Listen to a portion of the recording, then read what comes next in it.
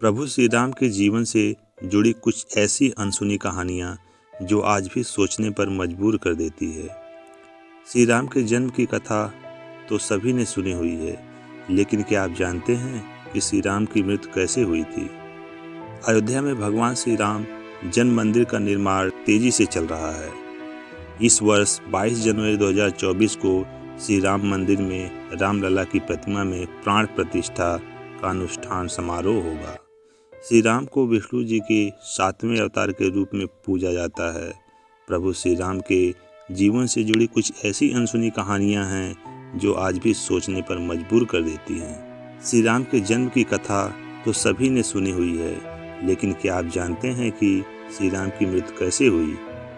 आइए जानें प्रभु श्री राम की मृत्यु से जुड़ी कथाओं के बारे में। श्री राम की मृत्यु से जुड़ी कई कथाएं प्रचलित हैं।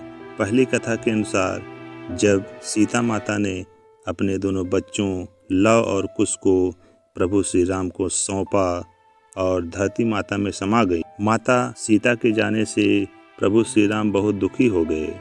उन्होंने यमराज से सहमत लेकर सरयू नदी में जल समाधि ली। एक अन्य कथा के अनुसार भगवान राम ने धरती पर 1000 वर्षों से भी ज़्यादा समय तक शासन किया।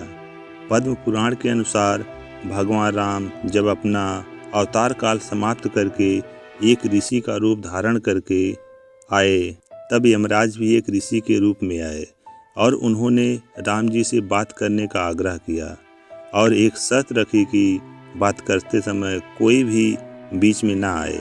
उस समय प्रभु श्री राम ने भ्राता लक्ष्मण से कहा कि वो एकांत चाहते हैं, इसलिए आप दरवाजे पर खड़े हो जाएं, जिससे कोई भी भीतर प्रवेश ना कर सके। इतनी देर में श्री दुर्वासा वहां आ गए और राम जी से मिलने का आग्रह करने लगे।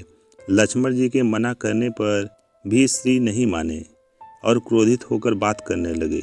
लक्ष्मण जी दुर्वासा के क्रोध से बचने के लिए कमरे में प्रवेश कर गए, जहां श्री राम वार्तालाप कर रहे थे। ये देखकर श्री राम भी लक्ष्मण पर कुपित हुए और उन्हें मृत्यु दंड न देकर देश से निकाल दिया।